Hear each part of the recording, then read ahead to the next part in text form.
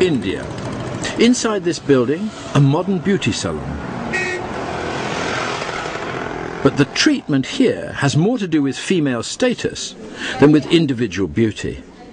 In India, high status is attached to a lifestyle that avoids working out of doors in the burning sun. So it follows that a paler skin is a badge of high status. Anything that can be done to lighten the skin tone artificially will help to reinforce a high status image. And so it is that here there's a thriving business in skin bleaching, for those who wish to enhance their public display of social standing. This same status rule used to apply in Europe in earlier centuries. Only peasants worked out of doors, and so a pale skin was thought to be highly desirable. Aristocratic young ladies were told to keep out of the sun at all times.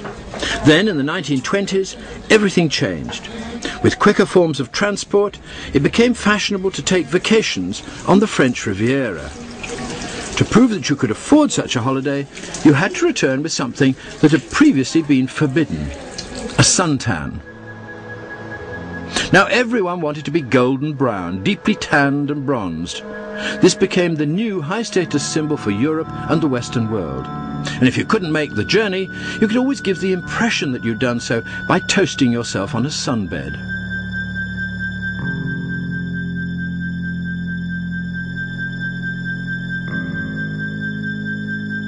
So, in two different societies, high-status displays became the exact opposite of one another. And it's the same all over the world. Each culture has its own special rules, and it's easy to make mistakes as you travel from one country to another.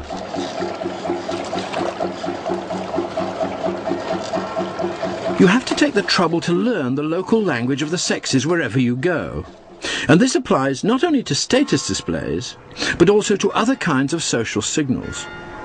This is the island of Malta, and here, like everywhere else, there are some intriguing regional examples if you take the trouble to look for them.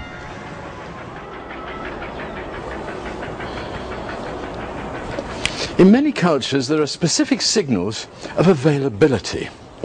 Young adults may display the appropriate gender signals, but are they available for marriage? Now, when we lived in small tribes back in primeval times, there was no problem. Everybody knew everybody else. But then when those communities grew and grew and became huge, there was a serious problem.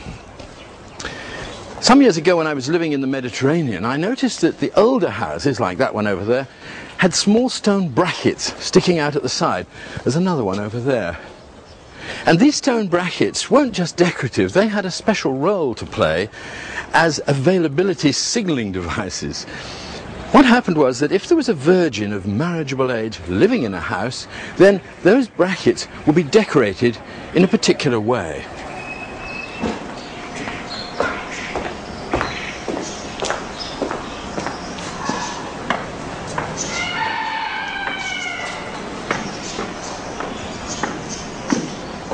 When a young virgin living in this house reached a marriageable age, her family would advertise the fact by placing a pot of basil just there on that stone bracket. Basil is a plant symbolic of lovers. This would advertise to everybody walking past that there was a young girl in here ready to be wed. You might wonder why they went to such a lot of trouble. Why didn't she just go out and meet a boyfriend somewhere?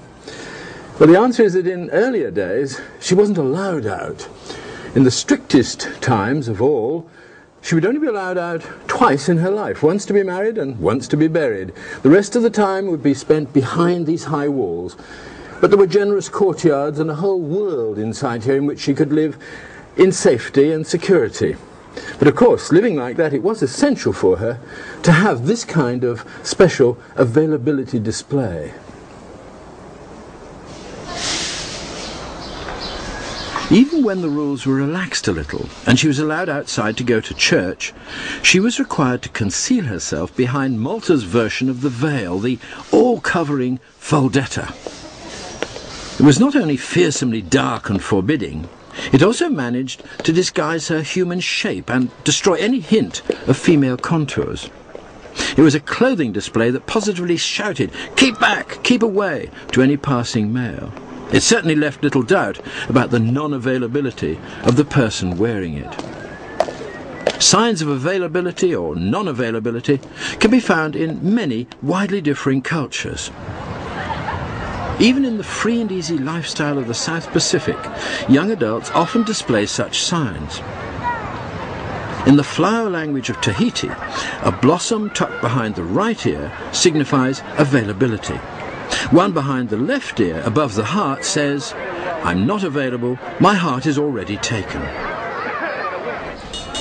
So, as we rise to adulthood in our various societies, we learn to speak the language of the sexes in 1,000 different ways, telling one another about our moods, our fecundity, our virility, our status, our bravery, and our availability. Usually, we're cautious not to over-advertise ourselves, but on special occasions, as a relief from this self-control, we let rip. We abandon our restraints and pile signal on signal, display on display, for a moment of raucous celebration, putting the carnal back into carnival.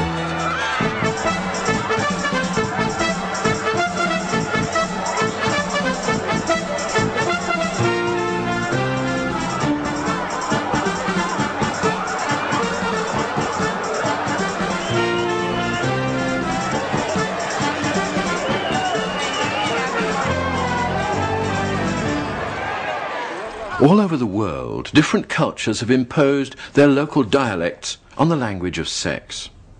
Some have tried to suppress it, restrain it, and control it.